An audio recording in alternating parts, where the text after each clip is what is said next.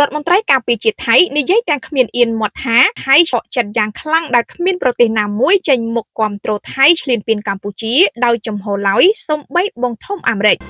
ដោយសារតែមហិច្ឆតាឈ្លានពានរដ្ឋមន្ត្រីការពារជាតិថៃឧត្តមសេនីយ៍ណាត់ថាផុនក៏បាននិយាយទាំងគ្មានការអៀនខ្មាស់ថាថៃបង្ហាញពីការខកចិត្តយ៉ាងខ្លាំងចំពោះបណ្ដាប្រទេសដទៃធ្វើពុតជាអព្យាក្រឹតប៉ុន្តែក្នុងចិត្តលំអៀងទៅខាងកម្ពុជាដែលគ្មានប្រទេសណាមួយចេញមុខគាំទ្រថៃក្នុងសង្គ្រាមឈ្លានពានកម្ពុជាដោយចំហឡើយចំណែកបងធំអាមេរិកលោកដូណាល់ត្រាំបានថ្លែងចំដោយចាត់ទុកប្រទេសថៃគឺជាប្រទេសចាប់ផ្ដើមចំនួនព្រំដែនជាមួយកម្ពុជាជាថ្មីការថ្លែងរបស់រដ្ឋមន្ត្រីការពារជាតិថៃបែបនេះធ្វើឡើងនៅវិមានរដ្ឋាភិបាលនៅព្រឹកថ្ងៃទី23ធ្នូឆ្នាំ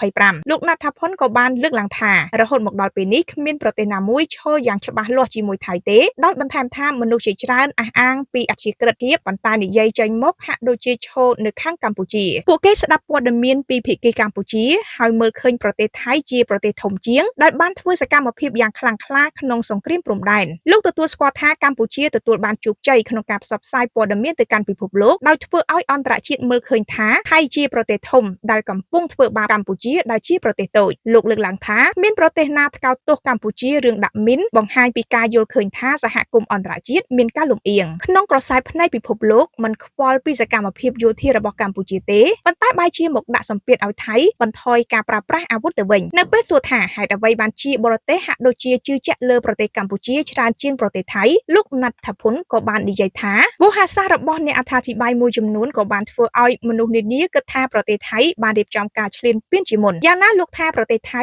នឹងប្រយុទ្ធជាមួយការពិតដោយជឿថាយូរទៅការពិតនឹងត្រូវកំណត់ត្រាទុកដូច្នេះលោកបានអំពាវនាវដល់ប្រព័ន្ធផ្សព្វផ្សាយថៃជួយប្រឆាំងនឹងកម្ពុជានៅក្នុងវិស័យព័ត៌មានចំណែកប្រធានាធិបតីសហរដ្ឋអាមេរិកលោកដូណាល់ត្រាំកាលពីថ្ងៃទី22ធ្នូម្សិលមិញបានថ្លែងចំដោយចាត់ទុកប្រទេសថៃគឺជាប្រទេសចាប់ផ្ដើមចំនួនព្រំដែនជាមួយកម្ពុជាជាថ្មីការថ្លែងរបស់លោកដូណាល់ត្រាំធ្វើឡើងក្នុងពិធីប្រកាសការផលិតនាវាចម្បាំងខ្នាតយក្សថ្មីជាមួយរដ្ឋមន្ត្រីក្រសួងសង្គ្រាមនិងរដ្ឋមន្ត្រីកងទ័ពជើងទឹកឆ្លើយសំណួររបស់អ្នកសារព័ត៌មាននាពេលនោះលោកត្រាំបាននិយាយថាថៃបានចាប់ផ្ដើមបញ្ចេញរូបរាងសង្គ្រាមជាថ្មីម្ដងទៀតជាមួយប្រទេសកម្ពុជាខ្ញុំបានប្រាប់ទៅកាន់រដ្ឋមន្ត្រីការបរទេសលោក Marco Rubio លោកកំពុងតែធ្វើយ៉ាងណាបញ្ចប់សង្គ្រាមមួយនេះលោកថាលោកបានបញ្ចប់សង្គ្រាម8ហើយសង្គ្រាមមួយនេះហើយកម្ពុជាគឺប្រហែលជាស្រួលដោះស្រាយទេប៉ុន្តែនៅកណ្ដាលកិច្ចព្រមព្រៀងនៅឡើយទេមិនទាន់ចប់ទេលោកថាពេលនេះរវាងប្រជាជនទាំងពីរមានការស្អប់និងគុំគួនគ្នាជាខ្លាំង